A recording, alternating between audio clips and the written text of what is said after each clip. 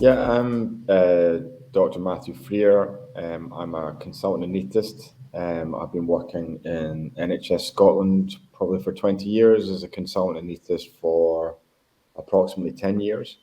Really, I created Infix about 3.5 years ago, and that was due to frustrations really with the availability of software within my work, certainly, and understanding the inefficiencies that were happening within theatre were actually due to a lot of manual processes.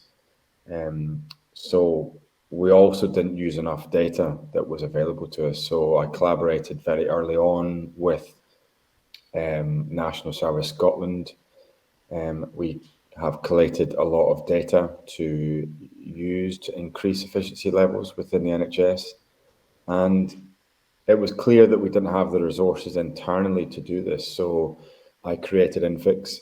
I got funding initially, friends and family funding. And then I've got co-founders, a friend that does the financial side and funding side. And my brother is a graphic designer. So what was really important to us is having that user-focused product, which a lot of people miss within healthcare. And we obviously had the data to back it. So we produced our first product, Infix Schedule, and that was approximately 3 years ago now. We started with a company in Edinburgh, and then we shifted quite quickly to Mitra, probably after about 6 months for various reasons. And it's just gone on from there. We have created a lot of traction. We had a clinical trial at the beginning of COVID. So we did have to pivot a lot with our product, but we had a 4-month clinical trial that showed an increased efficiencies of 26%. And we now have a commercial contract with second biggest health board in Scotland. And effectively what we are is a cloud-based product that automates extraction from electronic patient record systems. It identifies people who are on a waiting list for surgery. And then we put it into a clean interface, cloud-based, so it allows easy visualization from all stakeholders. We then attached our database, so when we have a specific operation, we have the ability to attach an accurate time for each operation code. So when it comes to scheduling an operation list, we then create very robust, very well utilized operation lists. So by the time it gets to theatre, we are effectively doing more operations, and therefore reducing waiting lists and improving efficiencies. So that's effectively where we are at the moment.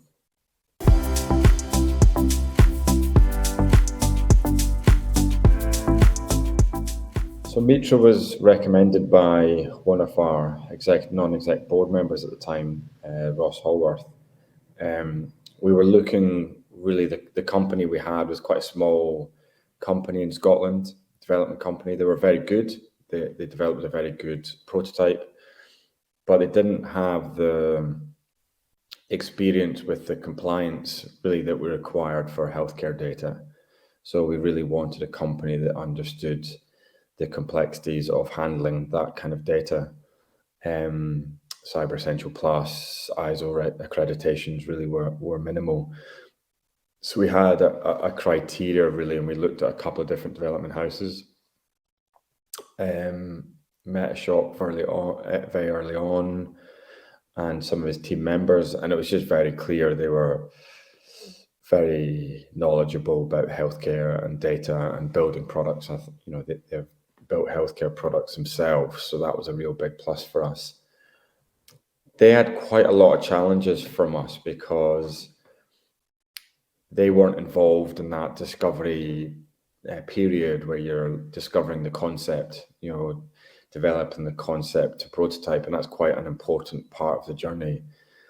And they missed that. So they had a lot of catching up to do initially to understand the processes, very difficult within the NHS, understanding the environment we're working within, but also we found out that the code that had been built for our prototype was actually not separated into our own GitHub. So they had to extract that code from the company's code, and it was a bit mixed up. So they had to piece together a lot of the code that had already been developed. So there's a lot to do at the beginning, not only catching up with the concept and the product and the environment, but also piecing together that kind of missing code to try and match the prototype we had. And then beyond that, there was a lot of development to go forward to allow it to be not just prototype, but clinical pilot ready. And they did that very impressively, very quickly.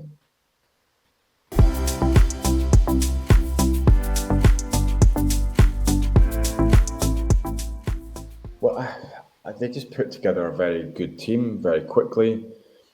I think we had a lot of discovery sessions at the beginning, very intense, daily meetings with the team members, trying to get them up to speed with the product, with the healthcare environment we're in.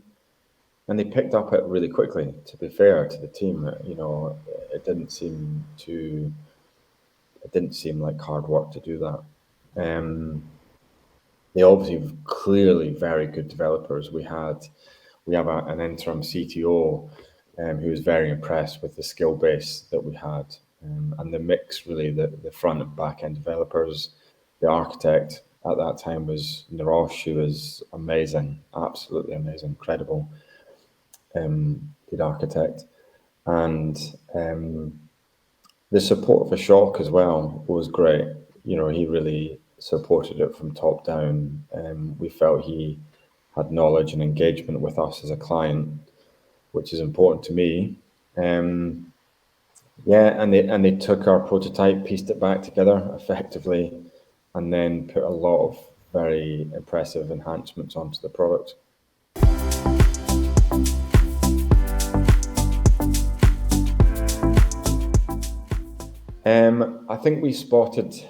I think if we hadn't moved early on, I think, trying to extract code beyond that prototype level, if it hadn't been put in a separate GitHub, I know has been a problem for a lot of startups. Because we did that early on, we then have separated that code that we have built into Infix's GitHub effectively. And I think startups have had that issues when they've gone on for a couple of years with a software house, and then when they try and move software houses, and it's a complete nightmare to try and separate that or isolate the coding that has been done for their product. So that allowed us, that was a barrier, I suppose we met early on, but it's best to meet it early than later down the line. It allowed us to move to someone with compliance that was required. I knew that from the beginning, that the NHS would ask for that compliance, but actually it is an absolute must. So I think if we hadn't moved to Mitra, it would have been a barrier into getting it even to the pilot stage. So yeah, and they understood how to make healthcare products they have themselves. So I think that's a key element to it as well.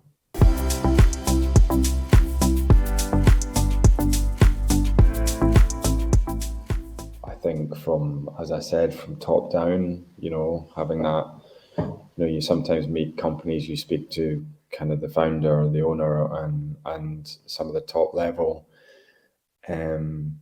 personnel, and then you never hear from them again once you join as a client. And that's never been the case. I think it's very clear from the beginning, Shock takes a lot of pride in his client's work, his team's work, and he has always kept interest in how that product is developing and evolving. And that's been really important to me, because that's Mitra, isn't it? Mitra is really, the owner's vision and direction. And I know Mitra have lots of different elements to their strand. And then the team themselves, the team there's challenges across team members, of course. There has been some team changes for variety of reasons, but that's never been awkward. It's never been a problem. Sometimes it just doesn't gel as a team. When we've addressed that, it's been dealt with very quickly. And I think being able to do that as a client without any, as I said, awkwardness is important. And they've just handled everything very swiftly, very professionally, in good, timely fashion, and a good, cost-effective way. You know, they're very good. The level of production for them and development from them at the cost they do is probably very hard to beat.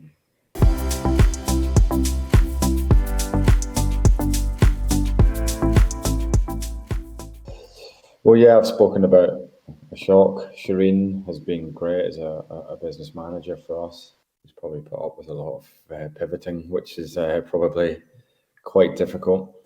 Narosh at the very beginning was just an incredible. He just got it very quickly and was able to translate that to his team very with ease. So Narosh was a big help at the beginning. I think my CTO probably has much more input now into all the team members, so I do apologize. I'm probably missing out a lot of key members to the team, but yeah, the CTO from my side dealt with them a lot more, but they're the ones that really stand out to me.